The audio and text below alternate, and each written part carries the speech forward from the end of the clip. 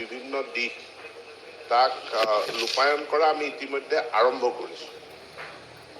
আপোনালোকে যদি মন কৰে যে ইতিমধ্যে আগতীয়াকৈ আমি মহাবিদ্যালয়সমূহক জনাই দিছোঁ যে 2022 আৰু 2023 বৰ্ষৰ ভিতৰত অৰ্থাৎ 2022ত আমাৰ টাৰ্গেট 70% এচিভ কৰা, 2023ত 100%, অৰ্থাৎ আমাৰ মহাবিদ্যালয়ত আৰু একাদশ দ্বাদশ শ্ৰেণী নাথাকে।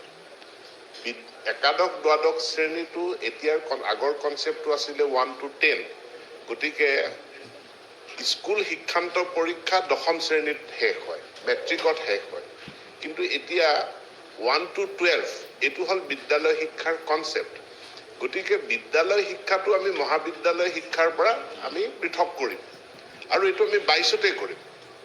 কিছু বাকী থাকিব হয়তো কিছুমান কাৰিকৰী কাৰণত, চিট এভেইলেবিলিটিৰ কাৰণে, সেইখিনি আমি 23ত সম্পূৰ্ণ কৰিম।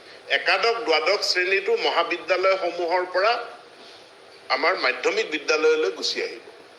গতিকে মাধ্যমিক বিদ্যালয়সমূহ আমি ক্লাছ 1ৰ পৰা 12লৈকে এইটো হ'ল বিদ্যালয় শিক্ষা, 1ৰ পৰা 8লৈকে এইটো হ'ল এলিমেণ্টেৰী, 9, 10, 11, 12 এইটো হ'ল ছেকেণ্ডেৰী অৰ্থাৎ মাধ্যমিক শিক্ষা।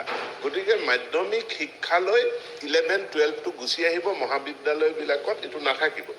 অন্য হাতেদি মহাবিদ্যালয়বিলাকতো স্নাতকোত্তৰ শ্ৰেণীসমূহ আৰম্ভ কৰাৰ কাৰণে আমি বিভিন্ন পদক্ষেপ ইতিমধ্যে আৰম্ভ কৰিছোঁ। 11, 12টো যেনেকৈ তাৰ পৰা ডিলিংক হ'ব, তাত পোষ্ট গ্ৰেজুৱেট কোৰ্চবিলাক মহাবিদ্যালয়বিলাকত লিংক হ'ব। ইয়াৰ প্ৰক্ৰিয়াটো আমি ইতিমধ্যে আৰম্ভ কৰিছোঁ। প্ৰাক প্ৰাথমিক শিক্ষাটো আগতে আমি সম্পূৰ্ণৰূপে নিৰ্ভৰ কৰি চলিছিলোঁ আমাৰ সমাজ কল্যাণ বিভাগৰ অধীনত অংগনবাদী কেন্দ্ৰবিলাকৰ জৰিয়তে।